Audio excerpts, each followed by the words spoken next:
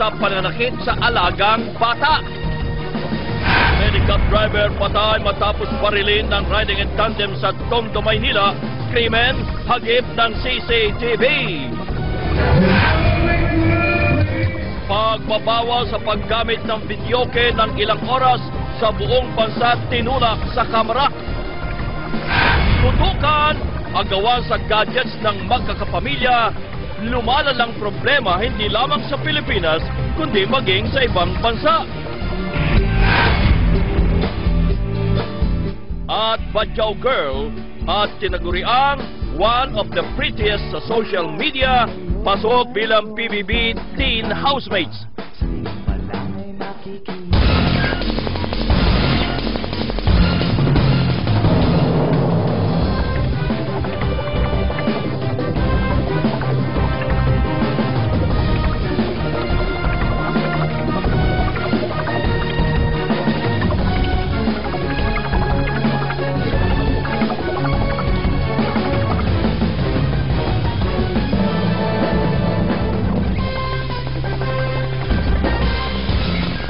Live mula sa ABS-CBN News Center, Manila, ito ang TV Patrol!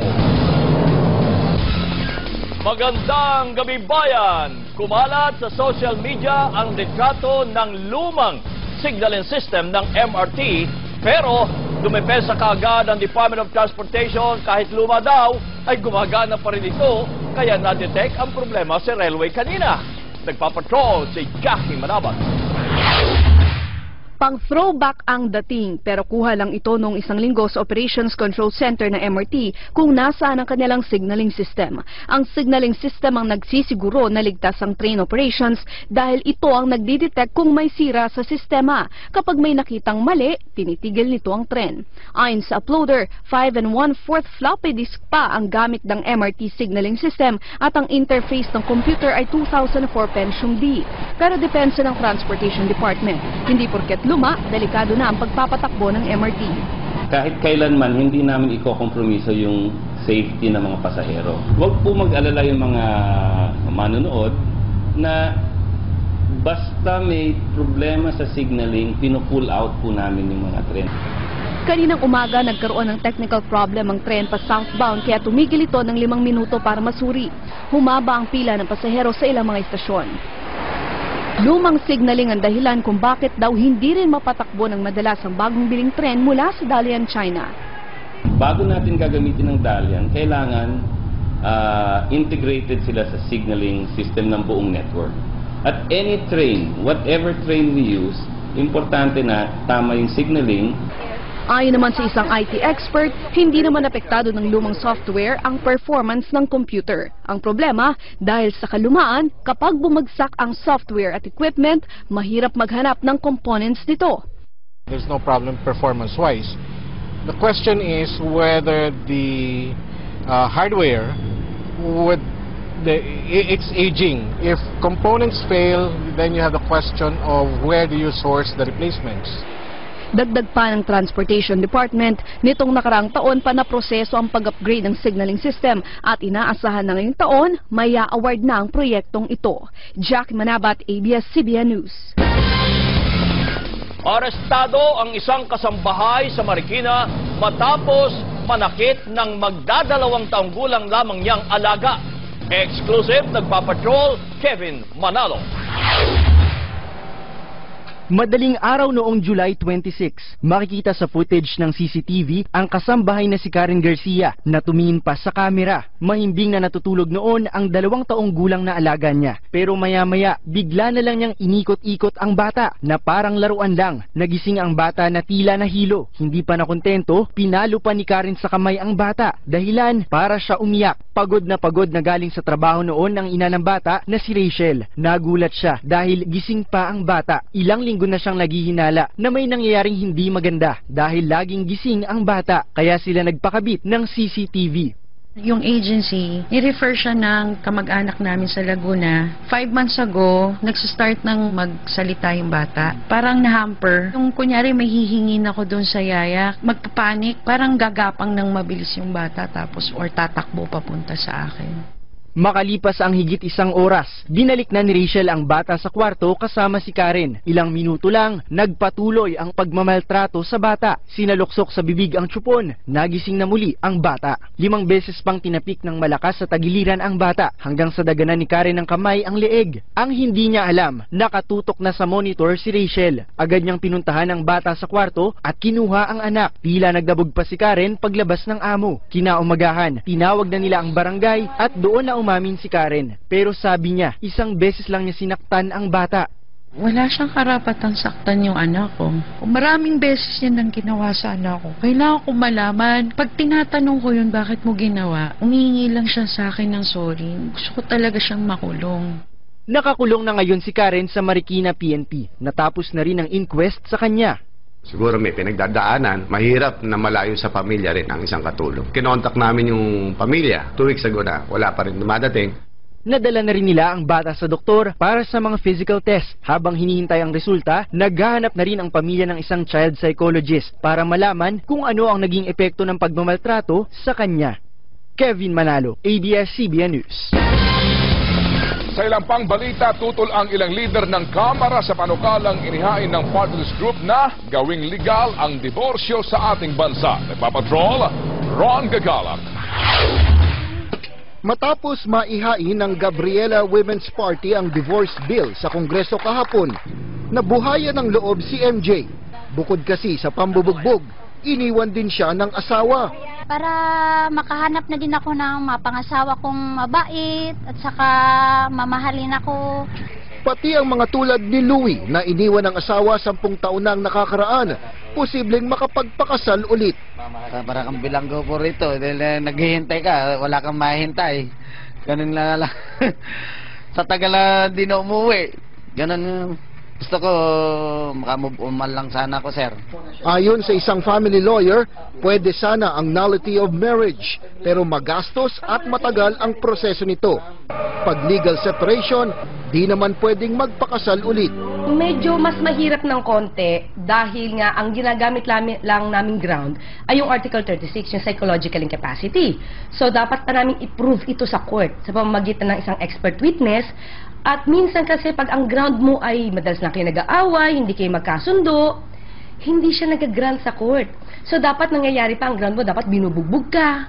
Kaya sakto umano kina MJ at Louie ang panukalang divorce. Kasama kasi sa batayan ang irreconcilable differences o kawalan ng pag-asang magkasundo pa at ang mag-asawang hiwalay na ng mahigit sa 5 taon. Hindi naman kasi siya basta pirmahan, dadaan pa rin sa court. Mas mahirap naman po yung mga nagmahalan noon at nalaman nila talaga hindi sila compatible. Umaasa naman ang mga women's group na makukuha nila ang suporta ng Administrasyong Duterte. Hindi po tayo lahat maswerte, pero meron pa tayong pagkakataon baguhin ang buhay natin. Pero bago pa ang deliberasyon dito, tutol na ang ilang leader ng Kamara. Kung anong sinumpaan ko sa Diyos, sa batas ng Diyos, at saka sa batas ng tao ay dapat panindigan ko. Kung meron tayong divorce, hindi na nila pinag-iisipan at sila ay sasandal sa paghihiwalay na isinasaad ng ating batas. Naniniwala rin ang Catholic Bishops' Conference of the Philippines na kapag may madaling remedyo sa pamamagitan ng diborsyo, hindi nasisikapin ng mag-asawa na magkaayos pa. Kaya para sa simbahang Katolika, hindi sagot ang diborsyo sa problema ng mag-asawa dahil ang pangako daw sa Diyos at tao ay dapat panindigan at pangalagaan. Ron Gagalak, ABS-CBN News. Simula po sa Lunes ay pahirapan na ang pagkuha ng mga mai-impound na mga sasakyan. Ililipat na kasi sa Tarlac ang impounding area ng LTO. Papatrol, Jackie Manabat. Dumadalas na ang panguhuli ng mga LTFRB sa Colorum. Kamakailan, 15 ang nahuli sa Coastal Road. Nasisita na rin pati mga UV Express na ipinagbabawal ng dumaan sa EDSA. Base sa Joint Administrative Order ng LTO, LTFRB at Transportation Department, kapag nahuli, 200,000 piso ang multa. Kaya kanina, naghain na ng apela ang isang transport crew para pag-aralang muli ang kautusan. Way back 2009, pinapasok nila yan, sabi, pwede nyo gamitin ng EDSA. Pwede bang baguhin, bigla-biglaan lang, kung anong maisip nating pagbabago? Gusto natin yung pagbabago, pero dapat siguro itindihin din natin yung sitwasyon ng mga taong namumuhunan dito. Pero nanindigan ng LTFRB, hindi nito iaatras ang kautusan. Ang mga masisita at mahuhuli na UV Express na dumadaan sa EDSA ay ituturing na out of line at posibleng ma-impound. Pero ang nagiging problema, sumisikip na ang mga impounding area tulad na lang sa LTO main office sa Quezon City. Kaya simula sa August 8, ililipat na sa Tarlac ang lahat ng na-impound. Babayaran pa rin ang multa sa LTO, pero sa Tarlac na kukunin ng may-ari ang nahatak na sasakyan. Sasagutin din niya ang lahat ng gastos, kabilang ang gasolina at toll. Kung ano mang gastos na magkakaroon ng gobyerno para ma-move sila lahat doon, maisasama ito sa kanilang babayarang penalty. Kung doon sa Tarlac din dadalhin yun, malayo-layo ito. Kaya abiso ng LTO, bago pa ang tinakdang deadline sa Lunes, kunin na ang mga sasakyang naka-impound para hindi na maisama pa sa mga ililipat sa Tarlac. Jackie Manabat, ABS-CBN News. Ikinuwento ng isang testigo ang matinding takot na nadama umano ng kanyang kaibigan na nagreklamo ng rape laban sa isang driver ng Uber. Ipinakita rin nila ang kuha ng CCTV sa isang gasolinahan. Exclusive nagpapatrol, Dolan Castro. Noong time na yun, nagtaka po, hindi pa niya kumikibo. Pero po ako napawal check ko, nagsenyas na po sa akin na ganun nga. Emosyonal na humarap sa QCPD ang testigo na katrabaho at kaibigan ng rape victim na pasahero ng Uber. Hindi niya akalain na namolesya na pala ang katrabaho. Binati pa raw niya ang biktima nang umikot ang kotse ng suspect sa may parking area ng pinagkatrabahuhan nilang mall kung saan siya nakadestino. Pero kapansin-pansin ang pagkatakot umano ng biktima. May huminto po sa akin dito sa may gilid ko. Bali sarado po yung bintana, kumatok po siya. Sabi niya, papalit po, sabi niya. Nagbigay po siya ng 1,000. Sabi ko, sir, wala pa po akong palit niyan kasi kaka-duty ko lang po. Di umikot po silang gano'n. Maya-maya po, bumalik na naman po. Lumabas po sila kagad. Inabot na naman po yung 1,000. Tapos binigyan ko na po ng 2,500. Nung pagpasok pa lang po nila, nakita ko po yung sabi ko, oh, ginano ko po siya. Tapos hindi po siya humikibo. Tulala po talaga siya. Nalaman na lamang niya ang pangyayari nang i-chat siya sa Facebook ng biktima hanggang sa nagpasa siya ng tumestigo para sa kaibigan. Sa CCTV na nakuha ng biktima, kita umano sa sakyan ng Uber driver na si ex-Giancarlo Ricafort na papasok sa isang gasolinahan. Ayon sa biktima, dito sila muling nagtungo para muling magkapalit ng pera na ibabayad niya sa suspect hanggang sa tuluyan siya ibaba malapit umano sa gasolinahan. Doon po kami huling nagpapalit ng 500 pesos para po pambayad sa kanya. Tapos after ko pong magbayad, bumaba na rin po ako kaagad. Hindi ko na naisip na humingi ng tulong kasi nakafix na po sa isip ko nung oras na yun. Kailangan ko nang makapunta sa store namin. Tandang-tanda pa niya ang pagpuwersa sa kanya umano ni Ricafort. Lumabas ka na. Di ba sinabi nung abogado mo wala kang ginawang ganyan? Kung wala talaga, patunayan mo. Linisin mo yung sarili mo, magharap tayo sa korte. Sa text message naman ng abogado ng suspect na si Attorney Jocelyn Guerrial Gabriel, iginit nilang inosente ang kanyang kliyente at hindi gumamit ng puwersa. Gusto na rin ng kanyang kliyente na magsalita at linisin ang kanyang pangalan. Pero hinihintay pa rin nila ang mga kopya ng CCTV. Patuloy naman ang pangangalap ng karagdagang ebidensya ng kampo ng biktima. Dolan Castro, ABS-CBN News. Nagparamdam na umanong susuko sa PNP ang anak ni Alvera Leyte May Rolando Espinosa Sr. na si Rolando Kerwin Espinosa Jr. Nagpapatrol si Jeff Canoy. Dahil sa mga banta sa buhay, sa White House sa loob ng Camp Crame muna namamalagi si Mayor Rolando Espinosa Sr. Habang patuloy ang ginagawang investigasyon ng CIDG hinggil sa sinasabing koneksyon niya at ng anak na si Kerwin sa Eastern Visayas drug trade. Ayon kay PNP Chief, welcome muna si Mayor doon.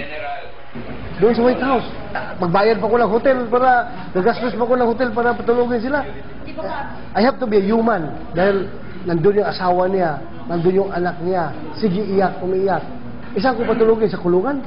Hindi man yan pwede ikulong kaya wala pa mang warrant. Ayon kay De La Rosa, nagparamdam na si Kerwin. Tumawag sa mga kamag-anak para sabihing gusto na niyang sumuko. Susuko daw. Sa inyo, sa inyo. Oh, magpapasundo daw sa airport pagdating. VIP, no? Ako pa magsundo. Ha? Surrender daw siya, basta sunduin ko siya sa airport. Based on records ng Bureau of Immigration and Deportation, lumabas siya sa bansa. Nandun sa Malaysia. Untik pa kami nagpakaabot sa Kuala Lumpur, no? Malaysia, no? Pumunta ako doon. Baka nag-aabot kami doon, baka inambos ako doon. Tinuturing na at large pa rin si Kerwin ng mga otoridad, kahit na wala pang kaso o warrant of arrest laban sa kanya. Nauna nang inutos ni Pangulong Duterte ang shoot-on-sight directive sa mag-ama. Sa isinumite namang affidavit ni Mayor sa CIDG, sinabi niyang dati na niyang alam na may kinalaman sa iligal na droga ang anak at nahuli niya itong nakita bago maghalalan. Inalok daw siya ng anak ng tulong pinansyal para sa kanyang re-election pero tumanggi ang ama. Sinabi rin ni Mayor sa affidavit na matagal na siyang umalis ng Albuera dahil bago pa ang shoot-on-sight order, binabantaan na ang buhay niya ng mismong hepe ng pulis ng Albuera nang dahil naman sa politika. Jeff Canoy, ABS-CBN News. Tinanggi naman ng hepe ng pulis ng Albuera, Leyte na binantaan niya ang buhay ni Mayor Rolando Espinosa Sr. nang dahil sa politika. Plano ngayon ng PNP na sampahan ng kaso si Mayor Espinosa kaugnay ng mga nasabat na armas at mga lalaking nakaengkwentro ng mga pulis sa bahay mismo ng alkalde kahapon. Nagpapatrol si Jeanette Ruedas. Napaiyak ang live-in partner ni Ricky Grabillo nang lumapit sa kanyang kabaong. Isa si Grabillo sa 6 na napatay sa pakikipagbarilan sa mga pulis kahapon sa labas ng mga bahay ng mga Espinosa. Siya ang itinuturong leader ng sinasabing Espinosa Hitman Group. Ayon sa kanyang live-in partner, dating miyembro ng New People's Army si Grabillo na kinuha ni Mayor Rolando Espinosa Sr. matapos makalaya noong 2012 at ginawang bodyguard. Pero una nang itinanggi ng alkalde na kilala niya ang mga napatay. Nakuha sa wallet ni Grabillo ang larawan ng hepe ng Albuera PNP na si Chief Inspector Jovi Espinido. Pero sa mga pangyari na gano'n na siya ang pinaka-hitman, siguro, obvious ba na tinatarget kayo?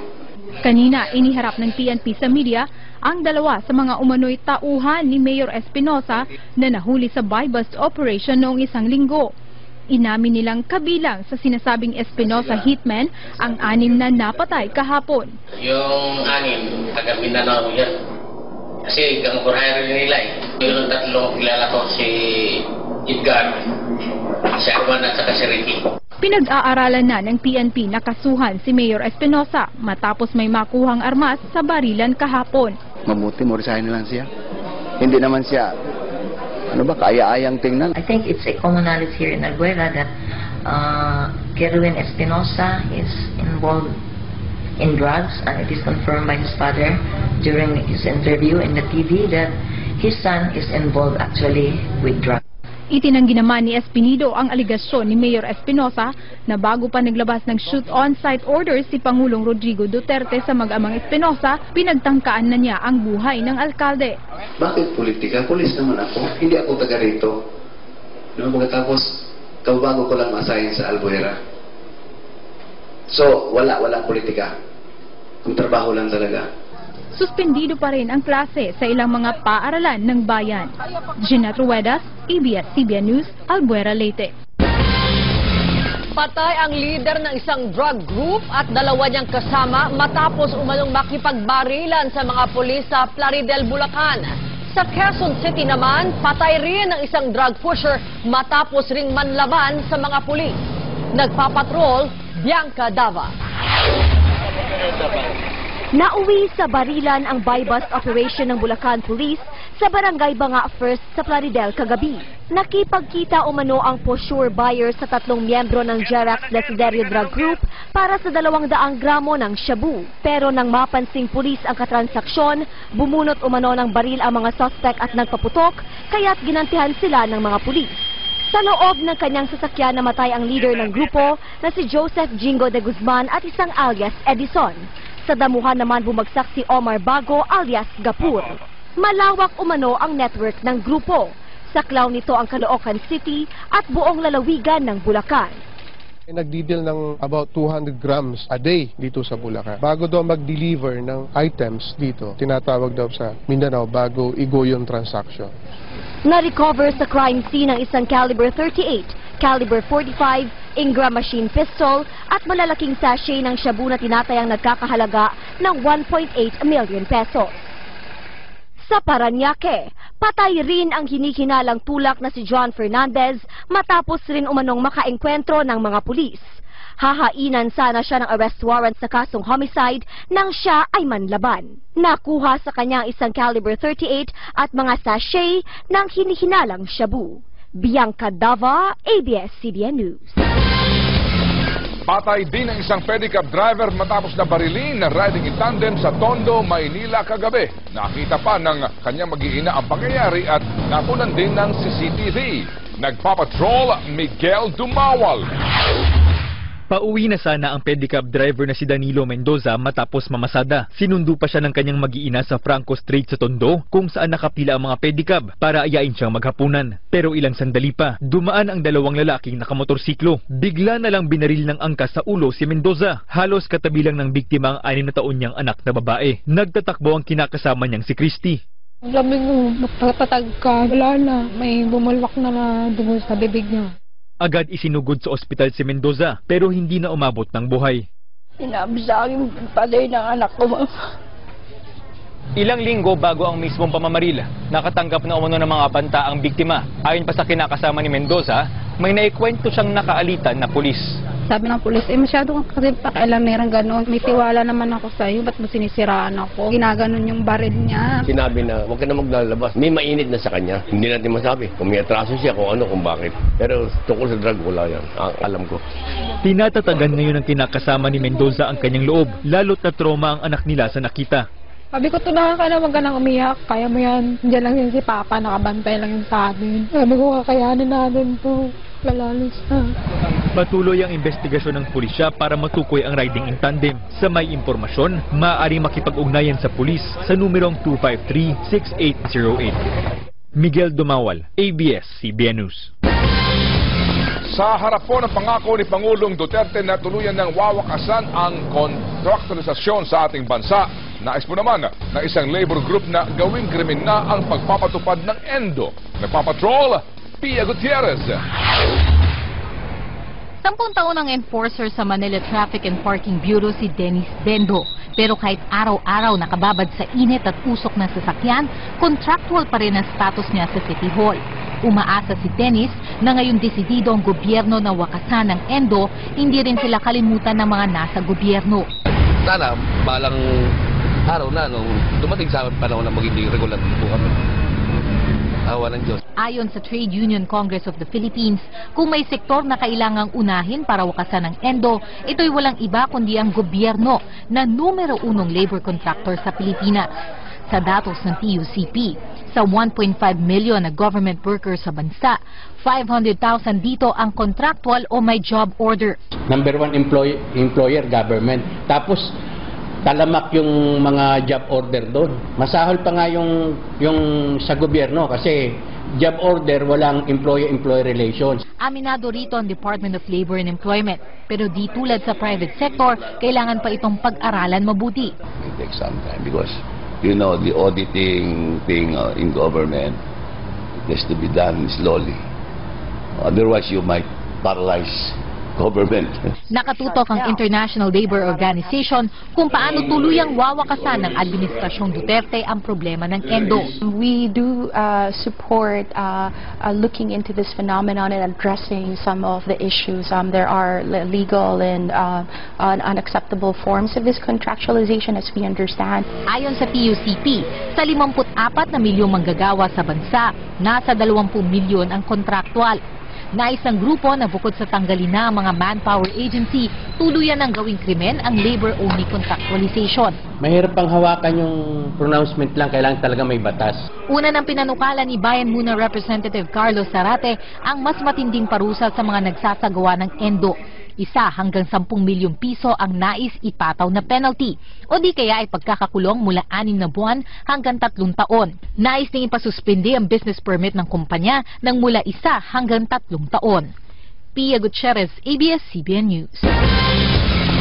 Samantala, kinekwestiyon ng mga ISCO at ISCA, ito ay mga scholar ng University of the Philippines, ang bagong Student Assistance Information System o SAIS sa lahat po ng UP campus. Ito sa Los Baños dahilan sa hindi pa rin nakaka-enroll ang ilan gamit ang bagong sistema. Nagpapatrol si Anjo Pagawisan. Nabasag ang pintuan ng UPLB Library matapos umanong piliting pasukin ng higit 100 nagpoprotestang estudyante.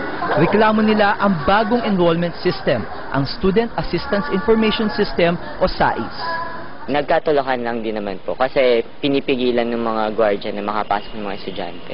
Imbitasyon po namin ay babain po ng admin officials yung mga estudyante para marinig na rin po nila talaga sa mga estudyante kung ano yung hinaing nila. Bahagi ang SAIS ng EUP project. Pag-iisayin nito ang mga impormasyon at database ng mga mag-aaral, guro, empleyado at opisyal ng UP. Ginastusan ito ng mahigit 750 million pesos. Noong Sabado ng hating gabi, napilitang magkampo sa loob ng universidad ang halos 500 estudyante para lang matapos ang kanilang pre-enrollment. Nakaka-stress po kasi yung time sayang, yung pera din ng magulang ko na pang-enroll sayang. Tapos imbes na makagraduate na ako, wala pa rin. May ilang nangangambang hindi sila makakapagtapos dahil may mga nakabinbing pang bayarin. Ngayong taon, parang hindi ka pwede mag-enlist online. So wala ka talagang chance makakuha ng subjects unless bayad ka sa mga deficiencies. Hiling nila, ma-extend sana ang enrollment at payagang mai-enlist ang mga may utang pa sa universidad. Para naman sa mga estudyante sa UP Diliman, patunay umano ang gulo na hindi dapat itinuloy ang pagtupad ng SAIS o maging ng EUP. Initsapwera umano nito ang mga information system na gawang UP para kunin ang sistemang gawa sa ibang bansa. Itong EUP project din ay nakikita bilang insulto doon sa mga computer scientists and engineers. Pero para sa mga bumuo ng EUP, kailangan nito para makasabay sa iba pang pamantasan sa mundo. Ayon sa kanila, isang pag-atake ang nagpabagsak sa SAIS sa UPLB. Natunto na raw nila kung saan nagmula ang mga gumawa nito. We will do everything that we can to make sure that the system runs smoothly. Sa presko ng mga taga-EUP kanina, nagkaroon din ng mainitang pagtatalo. Para sa mga estudyante, dapat pagtuunan ng pansin ang mas importanteng isyu sa universidad, gaya ng guro at pasilidad. Anjo Bagawisan, ABS-CBN News. Pumapila kay Pangulong Rodrigo Duterte ang mga naabusong OFW sa Kuwait. Gusto rin ng mga OFW advocacy group na ipatigil na ang pagpapadala ng mga kasambahay sa Kuwait at iba pang bansa sa Middle East hanggat hindi sila nabibigyan ng sapat na proteksyon.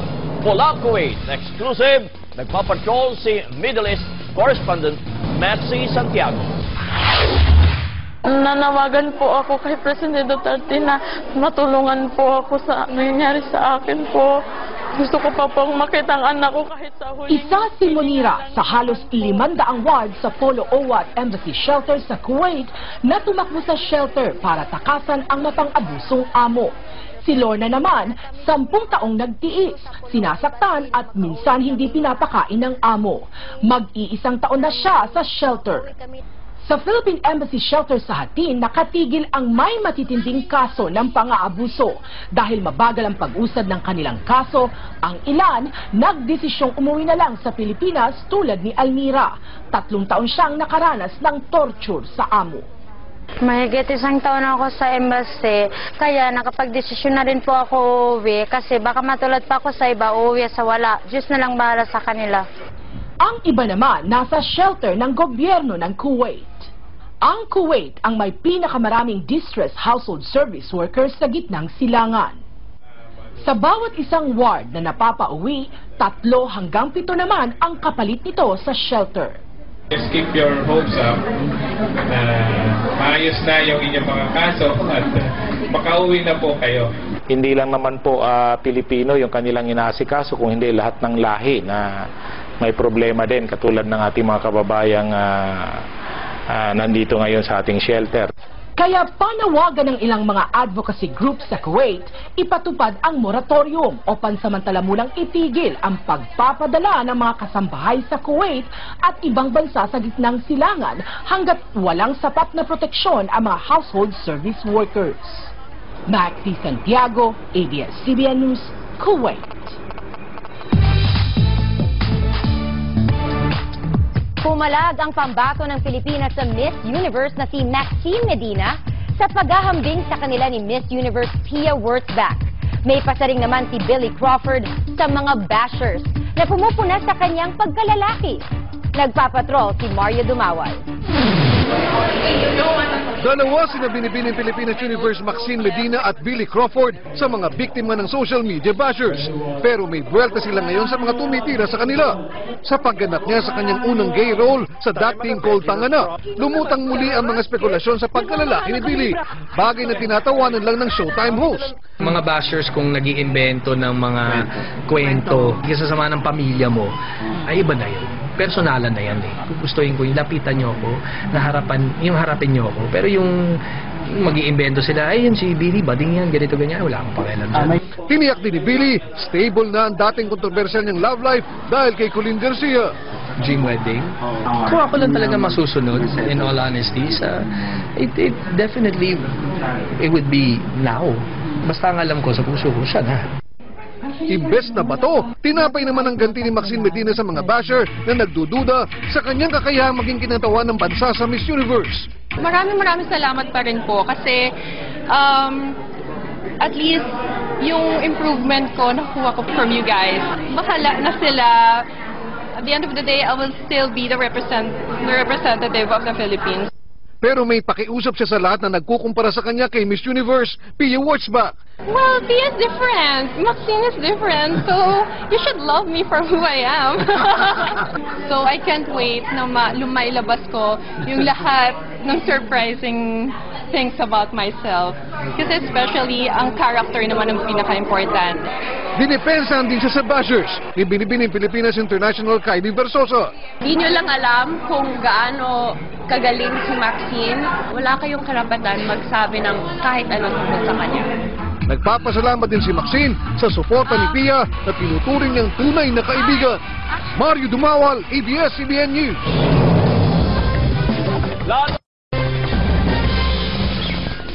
Kinondra ng Kabataan Party List ang plano ni Pangulong Rodrigo Duterte na ibalik ang ROTC. Ayon sa mga aktivistang grupo, kultura lamang ng katiwalian at karahasan sa mga kabataan ang bubuhayin ng ROTC. Nagpapatrol si George Carino. Sa mga tumuntok ng kolehiyo hanggang noong dekada 90, ang mga letrang ROTC ay katumbas ng 2 taon ng pagbibilad sa araw, tuwing linggo o sabado ng umaga. Suot ang uniformeng militar, sumasabak sa training at nagmamarcha. Nitong Lunes, inihayag ng Malacanang na gusto ng Pangulong Rodrigo Duterte na ibalik ang ROTC para magturong muli ng disiplina at pagmamahal sa bayan sa mga kabataan. Pero pinaplano pa lang ng palasyo na kumausap ng kakamping congressman na magsusumite ng panukala sa Kongreso. Inunahan na sila ng Kabataan Party List na kilala ding taga-suporta ng Pangulo. Naglabas ng pangontra, inihain ng House Bill 2399, ROTC Abolition Act of 2016. Sabi ni Representative Sara Elago, kabaligtaran ng disiplina at pagmamahal sa bayan ang pinakalat ng ROTC sa mga estudyante. Marso ng taong 2001, natagpo ang patay sa Ilog Pasig ang UST student na si Mark Wilson Chua. Natuklasan noon ng NBI na ang kamatayan ng biktima ay konektado sa natuklasan niyang katiwalian sa hanay ng ROTC students ng eskwelahan. Yun ang naging mitya ng sunod-sunod na pagkilos kontra ROTC. Naalis ang ROTC taong 2002 nang pagtibayin ng Kongreso ang National Service Training Program. Sa ilalim ng NSTP, voluntaryo ang ROTC. Pero ano ba ang pulso ng kababayan natin sa isyong ito? Basta wag lang yung dating procedure na ibibilad ka lang sa araw. Kailangan din ma-assure na walang abuses na mangyayari if ever na maging mandatory ulit yung ROTC because there are some issues before. Naghayag na rin si House Speaker Pantaleon Alvarez ng suporta sa panukalang buhayin ang ROTC kapag sinumite na sa pag-aaral ng Kongreso. George Carino, ABS-CBN News. Hindi na lamang paglaban sa iligal na droga ang gustong pagtuunan ng pansin ni President Rodrigo Duterte. Ngayon gusto na rin niyang wakasan ang pamamayagpag ng mga tinatawag na oligarchs. Nagpapatrol, Willard Cheng. Bukod sa pagbabago ng sistema ng gobyerno sa federalismo, may gusto ring isulong si Pangulong Duterte na pagbabago sa saligang batas. Ito ay ang pagwakas sa pamamayagpag ng mga tinatawag na oligarchs o mga anyay nagpapayaman habang napapanatili ang impluwensya sa pamahalaan. Isang negosyante ang kanyang pinangalanan bilang halimbawa. Ang plano ko talaga is to may orders to the Comelec, destroy the oligarchs that are embedded in government now. I'll give you an example. Publicly, Ong Pin, Roberto, malakas kay Marcos noon, trade minister I think. Then malakas siya in succession. Ramos, he was a hanger-on. Gloria kay Pinoy. Now he owns the online. Hindi ko ba malaman yung online niya, yung posta doon sa labas, tagalabas, o itong domestic gambling, kung magkano ang nasa gobyerno. Isa ang online gambling sa mga negosyo ni Ong Pin. Nauna nang nagpahayag ang Pangulo na gusto niyang itigil ang online gambling. Dahilan kaya naging kada buwan na lang ang pag-renew ng lisensya ng PhilWeb Corporation ni Ong Pin. Sinubukang kunan ng ABS-CBN ng pahayag ang kampo ni Ong Pin, pero hanggang ngayon ay wala pa silang sagot. Tiniyak naman ni Duterte na hindi siya papayag lumusot ang isang bagong konstitusyon na sisira sa bayan. Dadaan pa rin naman ito sa isang plebiscite. And for all the time that you'd be crafting a new constitution, I am here. Muli naman niyang dinepensa ng kampanya ng administrasyon kontra iligal na droga sa gitna ng batikos na walang nahuhuling malalaking isda at extrajudicial killings. I'm fighting a war. Ang mga amo nila, drug lords, wala na yan dito na sa China. Who are here on the ground? It's the apparatus. I have to stop the problem. I have to deny them the market. And before I can do that, I have to exterminate the apparatus. Kung mapatay ko na ito lahat ng teniente, the business of Cebu would no longer be viable. Dagdag pa ng Pangulo, ginagamit ng drug cartel sa Mexico ang Pilipinas bilang transshipment point. Willard Cheng, ABS-CBN News. Nag-resign naman si Roberto Ong Pin bilang chairman and director ng PhilWeb Corporation, isang kumpanyang nagpapatakbo ng online games. Sa disclosure sa stock exchange, sinabi ni Ong Pin na epektibo agad ang kanyang resignation sa lahat ng subsidiaries ng PhilWeb Corporation. Ginawa ni Ong Pin ang pagbibitiw sa pwesto isang araw matapos sabihin ni Pangulong Duterte na gusto niyang wakasan ang pamamayagpag ng mga oligarchs.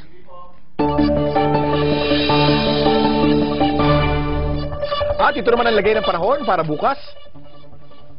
Nalusaw na po ang low pressure area nagpaulan sa malaking bahagi po ng Mindanao. Pero magtutuloy ang ulan dahil sa ITCZ o Intertropical Convergence Zone. Pinaka-apektado ang Bukidnon, Compostela Valley, Cotabato at Zamboanga Peninsula. Meron po tayong 90% chance of rain po dyan. Asahan ang paminsan-minsang malakas na ulan. Uulan din sa maraming lugar sa Visayas bukas. Mataas ang chance ng thunderstorm sa Iloilo, Bacolod, Cebu at dito rin po sa Bohol. 90% chance of rain sa Cebu. Magiging aktibo na rin ang mga thunderstorms sa Luzon bukas, lalo na sa Baguio, Pampanga, Legazpi at dito rin po sa Metro Manila. Ayon po sa forecast ng The Weather Company, mataas ang chance ang uulan sa Metro Manila bukas po ng hapon. Pagdating po ng alas 3 ng hapon, 100% chance of rain, 80% 6 p.m. at maliit na po ang posibilidad ng pag-ulan pagdating po ng gabi. Kapamilya, posibleng maging maulan po sa Luzon at Visayas sa weekend at sa susunod na linggo. May nabuo kasing bagyo sa Pacific Ocean. Kung lumakas ito at lumapit po sa Philippine Area of Responsibility, posibleng hatakin po nito ang habagat na magpapaulan po sa malaking bahagi po ng Luzon at Visayas.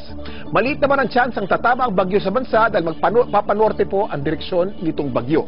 Yan po ang lagay ng panahon. Lagi nating tatandaan, ang buhay ay weather lang. Higit 30,000 runners ang lumahok sa isang marathon na mas pinasaya sa pagsali ng ilang kapamilya stars. Bahagi ng kinita ng event ay mapupunta sa mga batang atleta. Nagpapatrol si Ernie Manio. Sa maliit na quadrangle ng Bagumbong Elementary School Annex sa Caloocan, puspusan ang pag-iensayo ng mga atletang sina Carl at Christian para sa sasalihang laban ng sepak takraw. Limitado man ang kanilang ginagalawan, wala namang hangganan ng laki ng kanilang pangarap. Nagsisikap sila para mapabilang sa Philippine team. Ang atletang Pilipino ay magaling, mahusay at may pagmamalaki ng bansang Pilipinas. Naglalaro po ako para po sa aking pamilya, para bigyan po sila ng magandang pamumuhay. Yung willingness nila andun kaya gustong-gusto nila talaga, sports-minded sila doon. Kabilang sila sa mga manlalarong nabigyan ng sapatos ng Marathon for a Cause noong nakarang taon. Noong linggo, muling umarangkada ang taunang Marathon for a Cause na sinalihan ng higit 30,000 wellness enthusiasts sa MOA Open Grounds. Every runner who will run the race, 10 peso will go to that advocacy, and we are giving running shoes to underprivileged school children. Sa NCR ang unang leg ng takbo at kada linggo lilibot ito sa bawat rehiyon sa bansa. Kabilang sa mga sumali ang celebrity couple na sina Aga Mulak at Sherlyn Gonzalez. Natapos ni Aga ang 10K, habang 21K naman ang tinakbo ni Sherlyn. My wife and I decided, like we said, as we were getting older, like, why not get into the sport? Nakapag-half marathon din ang bokalista ng Sponge Cola na si Yael Yuzon, kahit hindi kasama ang misis na si Karil na mahilig ding sumali sa mga fun run. It's very relaxing. Contrary to popular belief, it looks tiring. I can go like 50 more. Ang mga makakapasok sa qualifying rounds, maglalaban-laban sa finals na gaganapin sa Iloilo sa Disyembre. Higit sa karangalang makatapos ng marathon ay ang layuning mabigyan ng katuparan ang pangarap ng mga estudyanteng atleta gaya ni na Carl at Christian. Ernie Manio, ABS-CBN News. At abangan, magdamagang videoke isinusulong na ipagbawal na nationwide. At PNP Chief Bato de la Rosa, dinipensahan ang pagbaril ng mga pulis sa mga lumalabang suspect. Ang lahat ng yan sa pagbabalik ng TV Patrol. Ito, mahilig ba kayong mag-videoke? Inihain na po sa House of Representatives ang panukalang batas na magbabawal sa pagkakaraoke o videoke tuwing 10 oras na ng gabi hanggang pamorningan madaling araw. Nagpapatrol si Doris Picornia. Tanghaling tapat ng makunan ng news team si Jeff na humahataw ng kanta sa isang karinderya.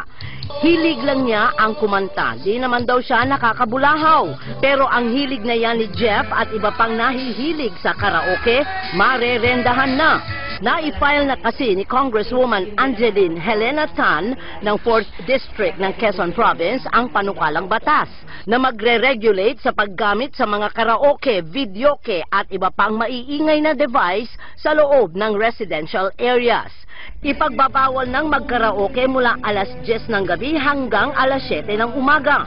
In the residential areas, merong mga naglagay ng turut yung kainan and at the same time meron din sila na karaoke. Doon kasama sila sa regulation. Sa mga Pinoy na may pa-birthday, kasal o binyag o kahit anumang espesyal na okasyon, laging pasok ang karaoke o videoke. Hindi naman natin sila binabawalan nire-regulate lang natin. Alam naman natin na yung ingay, kung puyat ka, maraming idinudulot na iba-ibang epekto sa isang individual. 1,000 piso ang multa o 6 na buwang pagkakakulong ang kakaharapin ng mga ayaw magpaawat sa mikropono. At kung paulit-ulit nalalabag sa batas, multa na, kalaboso pa ang parusa. Pero kung sa loob ng bahay magkakaraoke at ma-report na mga mabubulabog sa kanilang pagpapahinga o pagtulog, pwede namang sa barangay muna magpaliwanagan. At kung ayaw talaga paawat, sa presinto na ang paliwanagan. Si Aling Teresita tuwang-tuwa sa panukalang batas. Maumpisa ng alas 7 ng gabi. Hanggang po yan alas 3 na madaling araw. Gano'n na lang po kami, tatakip ng mga tainga, natulog. Sasarado lahat ng bintana. Pero si Mang Ronaldo na isang tricycle driver hindi pa aawat sa pagkanta. Pang-relax din niya ito pagkatapos ng buong araw na pamamasada. Pag nagkalasingan na ma'am, Maiwasan, hindi na mapipigil mo. Okay lang naman po, ma'am. Nakakadagdag po sa kita rin. Para kay Congresswoman Tan, hindi pagsikil o paglabag sa karapatang pantao ang kanyang kampanyang rendahan ang paggamit ng karaoke o videoke. Kaya sintunado man o pang The Voice ang paghataw sa mga videoke kapag naisabatas na ang panukala, stop na muna ang pagbirit, pagpatak ng alas 10 ng gabi. Doris Bigornia, ABS-CBN News. Sa ilang pang balita, binuksan po ngayong araw ang 2 araw na Mindanao Environment Summit sa Davao City na layong tugunan ang mga problema sa pagkawasak ng ating kalikasan. Nagpapatrol ang Dina Araneta. Ang walang puknat na pagkasira ng kalikasan ang sinikap na bigyang solusyon ng civil society groups. Ilan sa mga inirekomenda nila ang pagbago ng executive order sa National Greening Program, pagkansela ng environmental certificate compliance at operation permit ng mga mining companies, ang pagpasa ng alternative minerals bill sa Kongreso at ang paggamit ng renewable energy. Nais din nilang mahati sa 2 departamento ang DENR at magkaroon ng People's Council na isa sa mga magbabantay sa kalikasan. Sa buong bansa, 6 na minahan na ang sinuspindi ang operasyon. Sinangayunan naman ni DENR Secretary Gina Lopez ang mga mungkahi. Nakikipag-ugnayan ng DENR sa PNP at AFP para matiyak na mapaparusahan ang lumalapastangan sa kalikasan. We're putting up an arm in DENR, which is civic society. We're doing a Duterte thing for the environment. We'll stop the illegal logging. We will treat illegal loggers, illegal mining operators like drug dealers. Muling pag-aaralan ng DENR ang Mining Act sa Pilipinas. Mag-o-audit din sa mga mining sites sa Mindanao sa susunod na linggo at isusulong ang rehabilitation sa mga minahan. The Mining Act today is flawed. Nang magtalumpati si Pangulong Duterte, binigyang diin niya ang mga pasaway na minahan. Ang problema nito, itong local officials, kasi sila ang huling baraha to give the environmental clearance for you to start. Kaya that is a source of corruption all over the country. Ipinakita naman sa isang exhibit kung gaano nakalala ang pinsalang idinulot ng mga irresponsableng pagmimina sa bansa. Vina Araneta, ABS-CBN News, Davao City.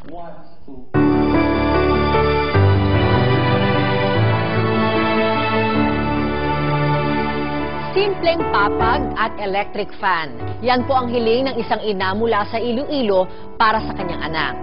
Pero sa ating pagdalaw, nakita natin ang mas matindi nilang pangangailangan. Narito ang ating Lingkod Kapamilya Report. Ito sa Iloilo. Sulat mula sa Haro, Iloilo ang ating natanggap kamakailan sa opisina ng Lingkod Kapamilya. Kalakip ng sulat ang isang larawan ng babaeng tinamaan ng malubhang sakit. Sa madilim, maliit at mainit na kwartong ito, hinintay ng 35 anyos na si Rubian ang kanyang kamatayan. 6 months lang, taning. Tapos nandala ko sa ospital, result, bone cancer. Hindi pa ako handang mamatay. Yan ang laging dasal ni Ann. At dala ng paggupo ng sakit na kanser sa kanyang katawan, pati ang kanyang paglalakad ay unti-unti na ring naapektuhan. Matapos iwanan ng kanyang kinakasama, tanging si Nanay Luz na lamang ang naging sandigan at lakas ni Ann. Si Nanay Luz na rin ang nagtaguyod ng kanyang 2 anak. Simula nang magkasakit sa baby pa, kinder at grade 1. Ako halos ang nag-aalaga, ang asawa ko driver. Sa kagustuhang gumaling ang sakit, pagsusumamo sa may kapal, kasabay ng debosyon sa mapaghimalang birhen ng Candelaria sa Haro, ang 6 na buwang taning sa buhay ni Ann ay kanyang nalagpasan. Manalig sa Diyos at gawing inspirasyon ng mga taong nagmamahal. Pero ang naipanalong laban, tinapatan naman ng isang panibagong dagok. Kamamatay lang ng asawa ko, nagkasakit naman ako. Masyadong napakahirap. Pumunta tayo dito sa Haro, Iloilo dahil nga sa hiling ni Nanay Luz. So, ito dala-dala na natin. para kahit paano naman makatulong tayo sa kanya. Ay! Oo, ako kayo. Ay, nakita din tayo sa personal. Nay, ito pa may electric fan. Maraming salamat. Hirap na hirap kami. Wala akong perang ipangtustos ng gamot. Makahingi ng tulong para makapagtapos sa mga anak ko. At konting puwan. Ang muling pagbangon mula po sa pagluluksa at piliting maiahon ang kinabukasan ng kanilang pamilya ang layunin ng mag-inang sina Ann at Nanay Luz. Pero dahil sa tuloy-tuloy pa rin pong gamutan ng mag-ina, hindi po nila kaya ang mga gastusin.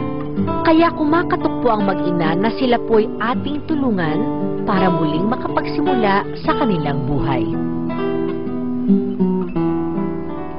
Sa mga nagmamalasakit at gustong tumulong, malugod po naming tatanggapin ang inyong donasyon. Para po sa gamutan ni Ann sa sakit na bone cancer, kakailanganin din po niya ng tulong para naman sa pag-aaral ng mga anak ni Ann. Awayan ng pamilya sa gadgets at internet, lumalalang problema, hindi lang sa atin kundi sa buong mundo. At kilalanin dalawang viral beauties na pasok sa PBB Teen Edition sa pagbabalik ng TV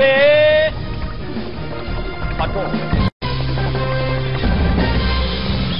Ito kabayan, makaka-relate kayo dito. Gaano po kadalas ang paggamit ninyo ng internet o mga gadgets sa inyong bahay? Umabot na ba sa punto kung saan hindi na kayo nagkakasundo dahil dito?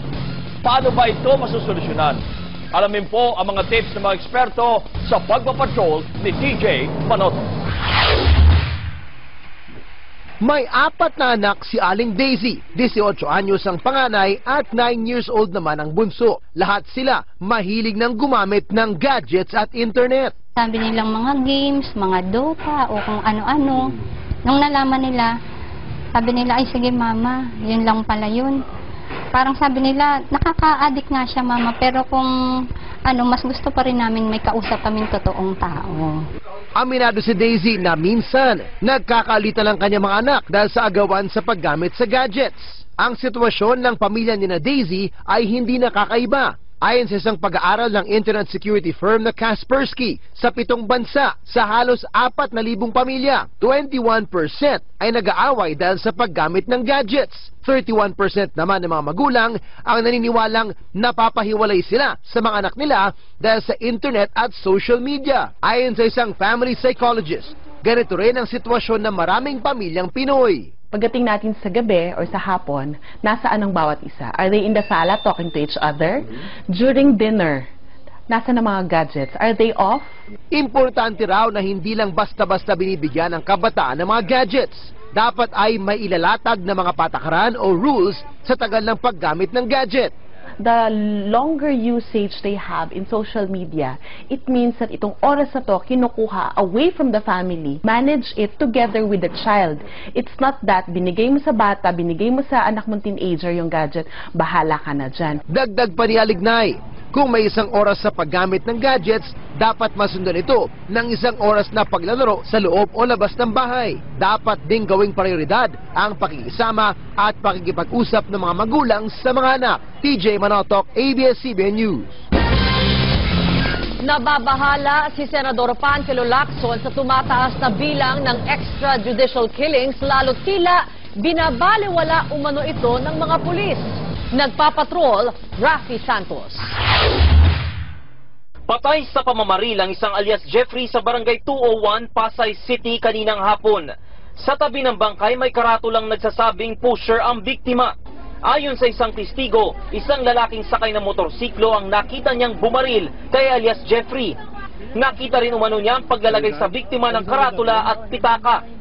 Yung unang putok niya, natumba na siya, pero hindi ko alam saan siya tinamaan yung unang putok kasi bigla na siya natumba. Kala ko nga sumabog yung sasakyan niya. Pagkabaril sa kanya, bigla niyang nilagay niya na yung wallet saka yung may sulat.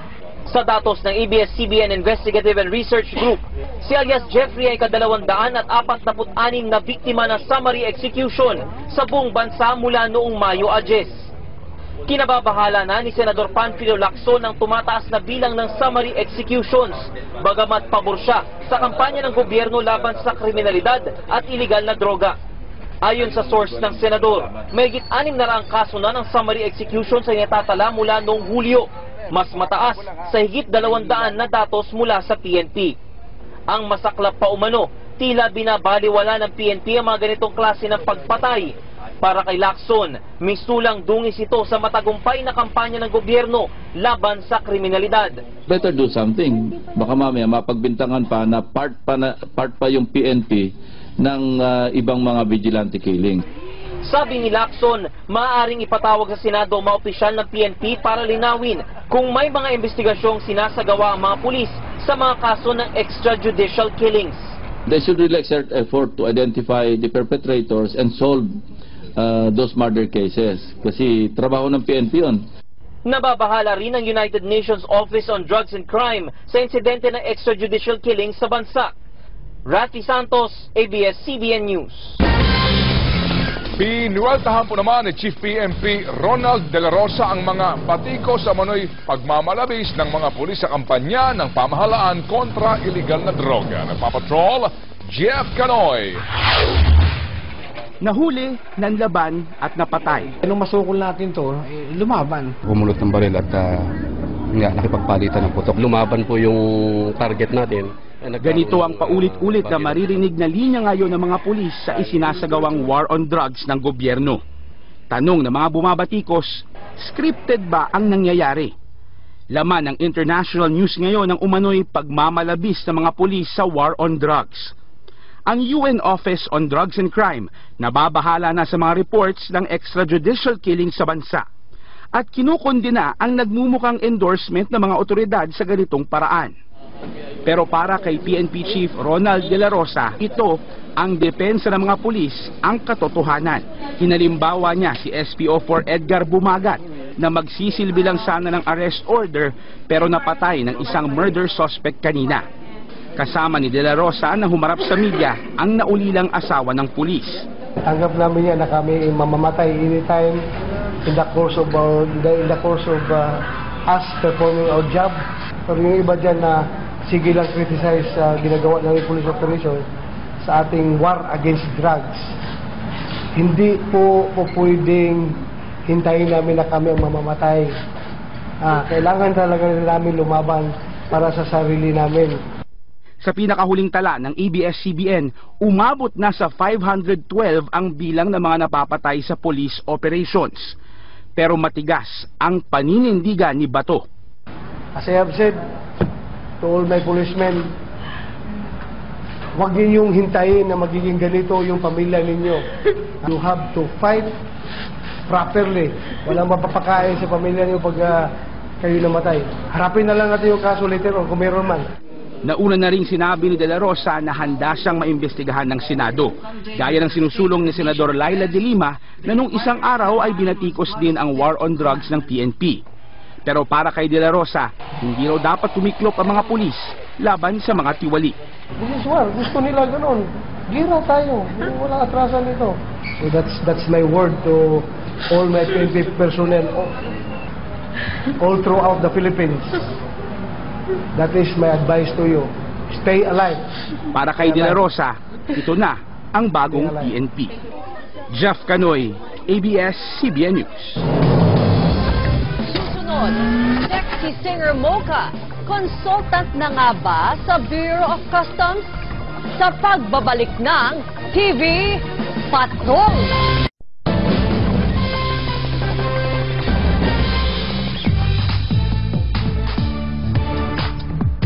Nilinaw ng singer na si Mocha Uson na walang naganap na appointment sa kanya sa Bureau of Customs. Kasunod ito ng pagkalat ng balita na itinalaga siya bilang social media consultant ng BOC. Sa isang statement sa kanyang Facebook page, iginiit niya na binibigyang kulay lamang ang kanyang pagtulong sa Administrasyong Duterte. Giit ni Mocha, handa siyang tumulong ng walang kapalit na sahod o posisyon. Mas bumuti na ang lagay sa buhay ng magandang Badjao girl matapos mag-viral sa social media. One of the prettiest din ang bansag ng netizens kay Christine Hamon. Sila ang dalawang viral beauties na pasok sa Pinoy Big Brother Teen Edition. Kilalanin sila sa pagpapatrol ni MJ Felipe.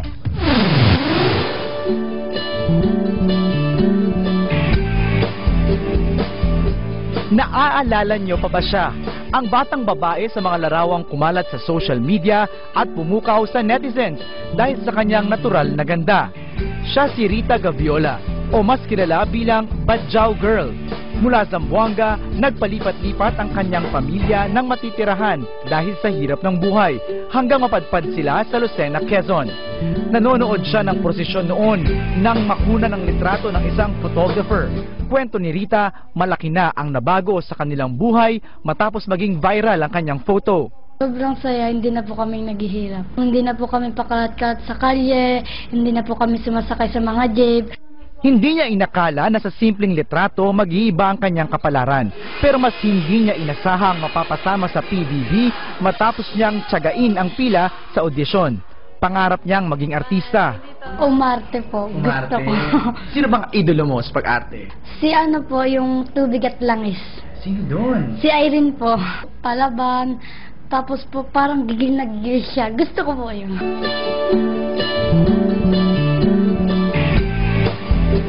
Isa pang viral sensation ang makakasama ni Rita sa loob ng bahay ni Kuya.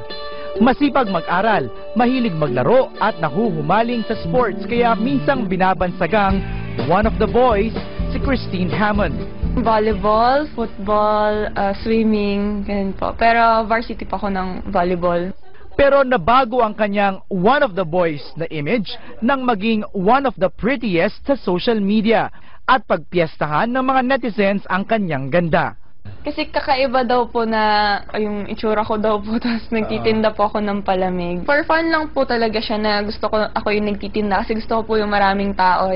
Nabago at naimpluwensyahan ng social media ang kanilang buhay sa murang edad, pero mas masusubok ang kanilang tatag at kakayahang makisama sa iba pagpasok nila sa bahay ni Kuya. MJ Felipe, ABS-CBN News. Dami ka pa makikita, nagtitinda ng maruya. At yan ang mga balitang nakalap sa ating mas malawak na pagpapatrol. Yung pong inherent ganda ng Pinay. Makikita doon, no? Sa ating malasakit sa isa't isa, mayahatid natin ang pag-asa. Huwag na kayo lalayo. Hindi, kuminsan... Huwag ka na rin lumayo. Kuminsan talaga kulang lang sa ligo, eh. Maraming salamat at magandang gabi, bayan!